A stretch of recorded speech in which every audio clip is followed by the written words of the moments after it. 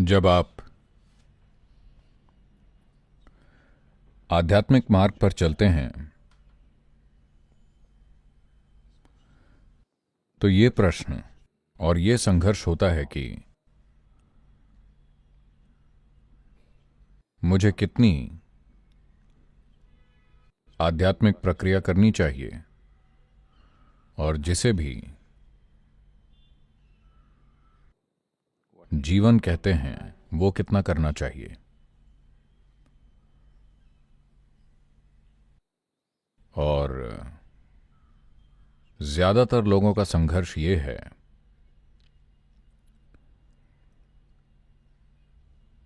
जब वो अपने रोजमर्रा के भौतिक दुनिया के कामों में लगे होते हैं तो वो आध्यात्मिक प्रक्रिया के लिए तरसते हैं। अगर आप उन्हें आध्यात्मिक प्रक्रिया दें तो वो अपने भौतिक जीवन में वापस जाने के लिए तरसेंगे। तो इन दो चीजों का कितना और कैसे किया जाए। आपको अपना भौतिक जीवन जीना चाहिए। जब हम भौतिक कहते हैं तो वो जो आपके शरीर और मन को संतुष्ट करता है वही भौतिक जीवन है। इन्हें बांटना सही नहीं है पर लोग अक्सर इन्हें बांटते हैं। तो जो आपके शरीर और मन को संतुष्ट करता है उसे आप कितना करें या कैसे करें। आप उसे ऐसे करें जैसे आप हमेशा जीने वाले हैं।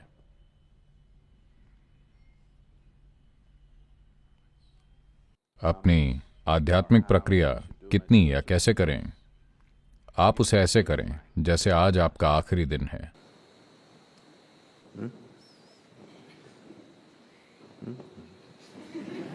Which way is it? क्या ये सही है? No. नहीं। On a certain day, एक दिन ऐसा हुआ, एक शिकारी ने एक चिड़िया को पकड़ा, एक छोटी सी चिड़िया, और वो उसकी जान लेने वाला था। तभी छोटी चिड़िया बोली, आपने जीवन में कई बड़े जानवरों को पकड़कर खाया है पर उससे आपकी भूख शांत नहीं हुई। एक छोटी चिड़िया, इतनी सी हूं, मुझसे आपको क्या मिलेगा? मुझे क्यों मार रहे हैं? अगर आप मुझे जीने दें तो मैं आपको 3 अनमोल शिक्षाएं दूंगी जिनसे आपका जीवन बहुत समृद्ध हो जाएगा। एक शिक्षा मैं आपको आपके हाथों में रहते हुए दूंगी। दूसरी शिक्षा मैं तब दूंगी जब मैं आपके घर की छत पर बैठूंगी। तीसरी शिक्षा मैं तब दूंगी जब मैं उस पेड़ पर बैठूंगी।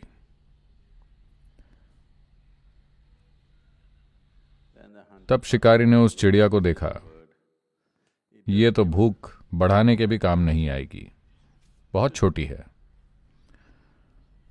वो बोला, ठीक है, मुझे शिक्षा दो। चिड़िया ने पहली शिक्षा ये दी, चाहे कोई भी हो, वो जो भी कहे उसकी घोषणा पर कभी विश्वास मत करना।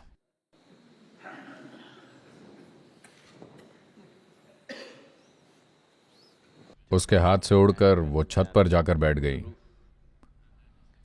और फिर बोली, आप मूर्ख हैं, आपने मुझे जाने दिया। आपको पता है मैं कौन हूं? मेरे पेट में एक हीरा है जिसका वजन 5 आउंस है। तब वो आदमी अपनी बदकिस्मती पर रोने लगा। ओह, इतना बड़ा हीरा मैंने जाने दिया, मैं कितना मूर्ख हूं। तब चिड़िया बोली, आप निश्चित रूप से मूर्ख हैं। मैंने पहले ही कहा था कि किसी की भी घोषणा पर कभी विश्वास मत करना। चाहे वो जो भी हों।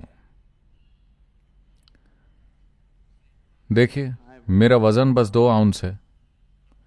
मेरे पेट में 5 आउंस का हीरा कैसे हो सकता है, मूर्ख? तो दूसरी शिक्षा ये है, कभी भी पीछे मुड़कर जो बीत गया उस पर पछतावा मत करना।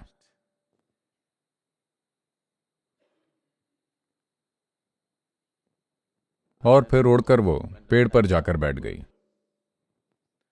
वो आदमी चीखने और रोने लगा, नहीं, मैंने हीरा खो दिया। अब बोल रही हो पछतावा मत करो, तुमने मुझे मूर्ख बनाया। तब चिड़िया ने बैठे बैठे इंतजार किया। फिर वो संभला, ठीक है, अतीत पर कभी पछतावा मत करो। ठीक है, मुझे तीसरी शिक्षा दो। चिड़िया ने कहा, वैसे भी तुमने पहली 2 नहीं सुनी, तो तीसरी का क्या फायदा? अपनी ऊर्जा और बुद्धि उन पर कभी बर्बाद मत करो जो सुनते नहीं हैं। ये तीसरी शिक्षा है और उड़ गई। अब जो भी मैं कहूं,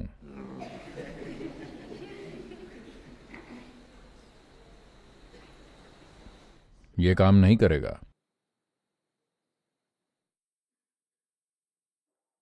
अब आपका भौतिक जीवन आपको ऐसे जीना चाहिए जैसे आप आज ही मरने वाले हैं, और आध्यात्मिक जीवन ऐसे जैसे आप शाश्वत हैं। इसका उल्टा नहीं। हर बात पर यह मत कहिए, नहीं सद्गुरु, आप जो भी कहें। यह सच नहीं है। अगर यह वाकई सच है, आप सच में ऐसे हो गए हैं कि आपके जीवन में तर्क का कोई मोल नहीं है, आप एक भक्त बन गए हैं और तर्क का कोई मोल नहीं है, तो ये सारी शिक्षाएं किसी काम की नहीं। परेशान मत होइए। बस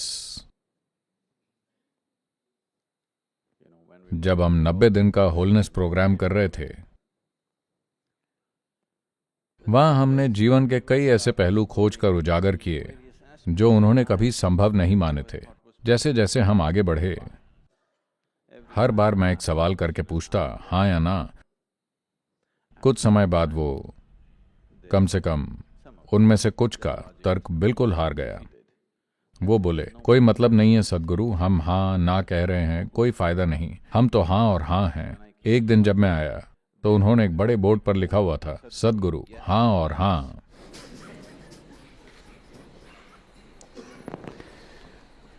तो अगर आपको यह एहसास हो गया है कि आपके तर्क का कोई मोल नहीं है, तब कुछ मायने नहीं रखता।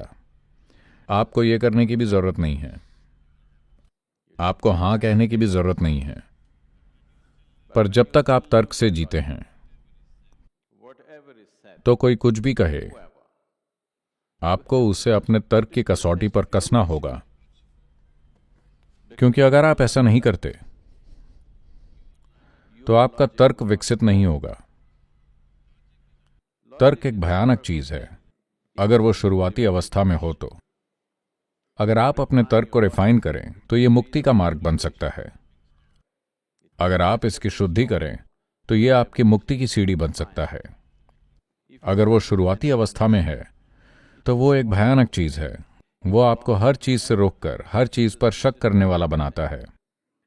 वो आपको कुछ भी अनुभव नहीं करने देगा। तो आपने तर्क नहीं छोड़ा है ना? आप सुन नहीं रहे हैं तभी। अगर आप भौतिक जीवन ऐसे जिएं जैसे आप हमेशा जिएंगे, तो आप क्या करेंगे?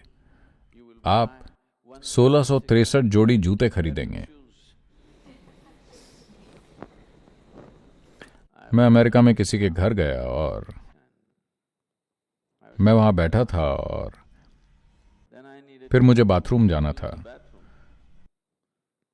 तो मैं गया और मैंने ये सोचकर एक दरवाजा खोला कि वो बाथरूम है। मैंने खोला, वो एक बड़ा कमरा था, मान लीजिए इस हॉल के एक हिस्से जितना, और वो जूतों से भरा था। सैकड़ों जोड़ी जूते थे। मैंने सोचा, क्या ये लोग जूते के कारोबार में हैं? फिर मैं बाहर आया और घर की महिला मुझे बाथरूम का रास्ता बता रही थी। फिर मैंने पूछा, वो सारे जूते क्या हैं? उन्होंने कहा, No.